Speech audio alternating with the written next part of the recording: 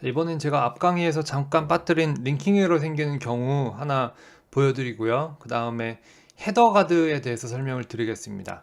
그래서 이것도 나중에 여러분들이 복잡한 프로그램 만드실 때 굉장히 중요합니다. 근데 결론은 그냥 헤더 가드를 쓰면 된다.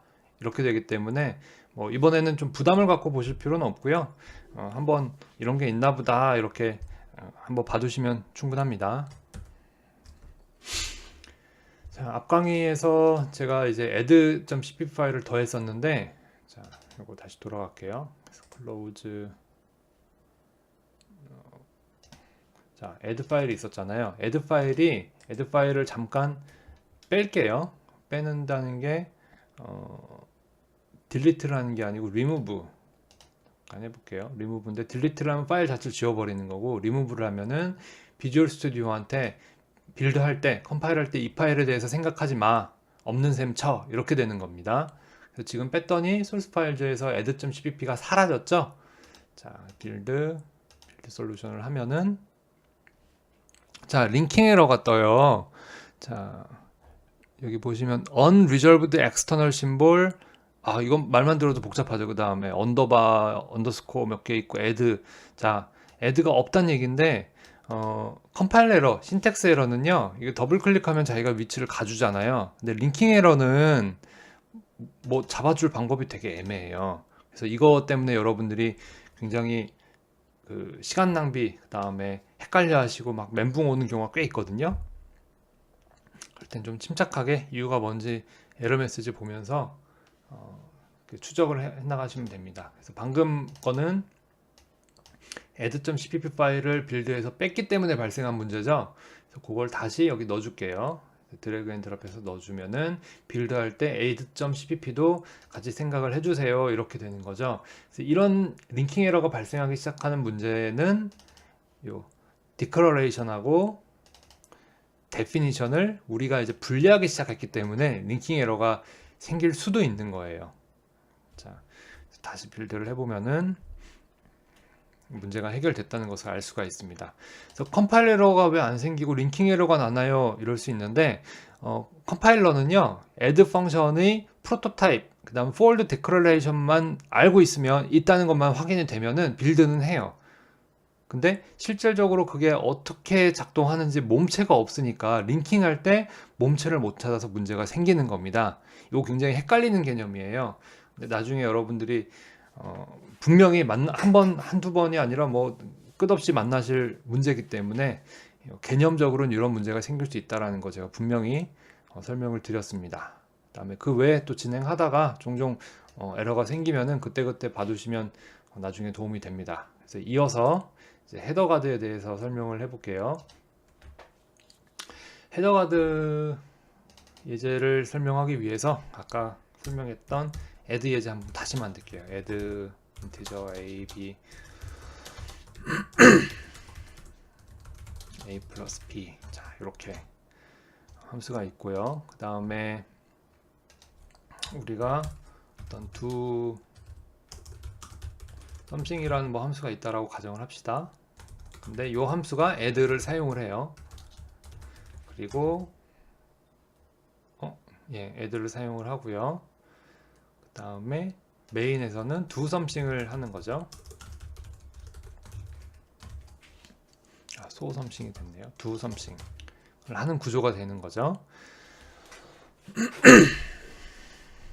자, 요거를 이제 분리를 하려고 들어요. 분리를 한번 해볼게요. 자, 분리를 하는데 헤더 두 개로 분리를 할 거예요.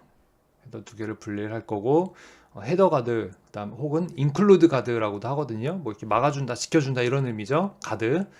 그걸 강제로 빼면서 한번 해보겠습니다. 자, 먼저 add에서 new item 그다음에 헤더 파일로 하고요. 다음 먼저 add를 옮길게요. add를 옮기고 add 하고 그 다음에 요게 이제 헤더 가드거든요. 요것을 어떻게 작동하는지 왜 중요한지는 좀 이따 이제 지금 보여드리려고 하는 거니까 일단 요거를 강제로 뺄게요. 그래서 여러분들 프로그램 하실 때는 그냥 이게 들어있으면 안심하시면 됩니다. 근데 왜 필요한지는 한 번은 봐두셔야 되겠죠. 그래서 설명드리는 거예요. 자, 갖고 그다음에 인트 얘를 컨트롤 X 이렇게 붙이는 거죠. 붙이고 그 다음에 do something도 한번 옮겨 볼게요. 쪼개 볼게요. 이것도 헤더로 만들게요. 지금 참 제가 헤더에는 이전 강의에서는 선언만 들어갔었잖아요. 요 라인만 있고 바디는 cpp 파일로 옮겼었죠. 근데 이번에는 왜 통째로 다 넣었나요? 바디를 다 넣어버렸나요? 이렇게 궁금하실 수 있어요. 원래는 헤더 파일은 요 디클러레이션만 있고 바디는 그 디피니션들은 전부 cpp로 가 있는 게 좋아요.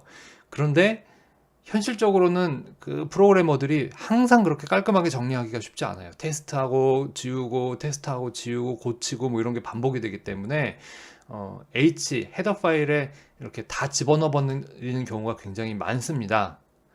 많아요. 그래서 문제가 생기는 거예요. 문제가 생기는 건데 이 헤더 가드라는 걸 사용하면은 여기에 다 있어도 문제가 안 생겨요. 그래서 쓰는 겁니다. 자, 계속 설명을 드릴게요. 여기서 do something도 옮길게요. do something은 헤더 파일을 또 만들고 add new item 그 다음에 헤더에서 my work 아무 이름이나 지워도 괜찮을 것 같아요. my work 만들고 얘도 헤더 가드를 임시로 지울게요. 그 다음에 여기서 do something을 컨트롤 X로 하고 my work로 자 옮겼어요. 자, mywork에 지금 do something 안에 add가 있는데 add가 정의가 안 돼 있죠? 그러면은 우리가 할 수 있는 게 include add.h 이거 앞 강의에서 설명드렸죠. 다음에 다시 챕터 1 12 메인 펑션이 있는 파일로 돌아오면 이번엔 do something이 없죠? 그러니까 include mywork.h 이렇게 될 겁니다. 자, 이렇게 될 거예요. 자, 이거를 빌드를 한번 해볼게요. 자, 딴 파일들을 좀 닫고 컨트롤 올버티스 하고 챕터 자, 확인하고 빌드. 자, 여기까지는 괜찮죠? 여기까지는 괜찮은데 프로그래밍 하다 보면은 include add.headerh를 여기다가도 하는 경우가 생겨요. 메인이 있는 cpp 파일에서도 include를 하게 하는 경우가 많이 생깁니다. 그러면 어떤 일이 발생하느냐? 이때 문제가 생기는 거예요. include는 그냥 가져오는 거라고 그랬잖아요. 그러니까 자, 요거 다시 주석 처리를 하고 컨트롤 KC 눌러서 주석 처리를 하고 mywork.h로 먼저 가볼게요. mywork.h로 먼저 가고 그러면은 do something 있죠? do something이 있는데 그 위에 include add.h가 있잖아요. 그러면은 add.h를 카피를 해서 mywork에 include.h 요거를 이렇게 교체하는 거랑 같아져요. 이해하시겠어요? 예. 교체하는 거랑 같아지고 그 다음에 챕터 1, 2점에서 mywork.h를 include를 했죠. 그러면은 또다시 얘를 카피 다음에 여기다 갖다 붙이는 식으로 돼요. 자, 이해하시죠? 그럼 add do something이 들어왔죠. 그 다음에 다시 add include를 했잖아요. 그럼 이건 어떤 의미가 되냐면은 add를 한 번 더 갖고 오는 셈이 됩니다. add를 하나 더 갖고 오는 셈이 돼서 이렇게 돼요. 그럼 무슨 의미냐? 똑같은 add가 두 번 들어오죠. 왜냐? 헤더를 두 번 include 했기 때문에. 그런데 직접적으로 include 한 게 아니고 mywork.h가 add.h를 include 해서 한 번, 그 다음에 직접적으로 add.h를 한 번 include 해서 또 한 번. 그래서 add가 두 번이 들어오고 두 번 정의가 되니까 얘가 빌드가 안 되는 문제가 발생을 해요. 자, 그러면 이거를 해결을 어떻게 하느냐? 중복될 경우에는 한 번만 정의를 하면 된다. 이렇게 알려주면 되겠죠. 자, 코드를 좀 돌려놓고요. 중복될 경우에는 한 번만 include를 해라. 자, 그걸 어떻게 하느냐? 그걸 하는 게 헤더 가드예요. 그걸 하는 게 헤더 가드인데 일단은 코드를 좀 돌려놓을게요. 자, 또 다시 돌려놓고 add.h로 돌아왔습니다.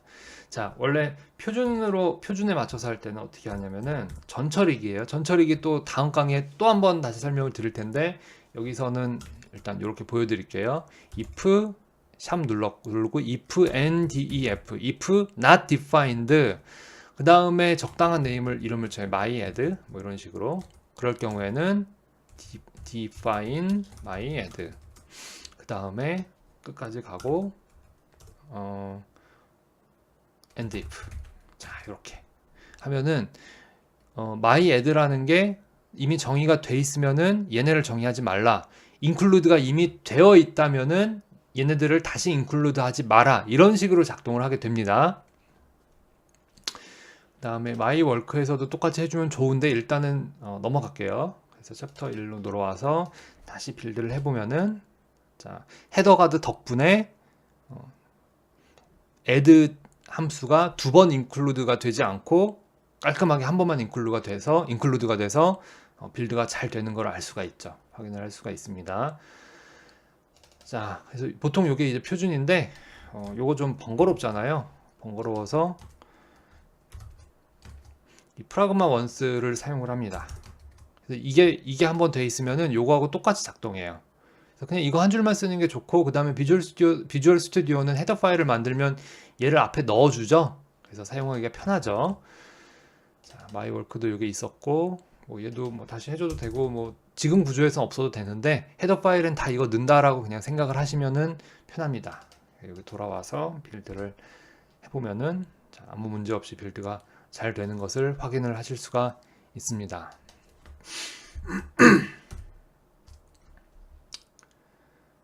자, 그래서 여기까지 헤더 가드가 왜 필요한지에 대해서 문제가 되는 경우를 보여드렸어요. 결과적으로는 헤더 파일에 헤더 가드를 쓰면 된다. 이렇게 알아두시면 될 것 같습니다. 그리고 혹시나 뭐 문제가 생겼을 때 이게 왜 이런지 혹시 이런 거랑 관련이 있나 이렇게 여러분들이 추론을 하실 수 있으면 더 좋겠죠. 자, 그래서 여기까지 선언과 정의를 분리하고 그 다음에 파일을 쪼개고 헤더 가드를 만들고 헤더 파일을 만들고 그리고 헤더 파일에 왜 헤더 가드가 필요한지까지 설명을 드렸습니다.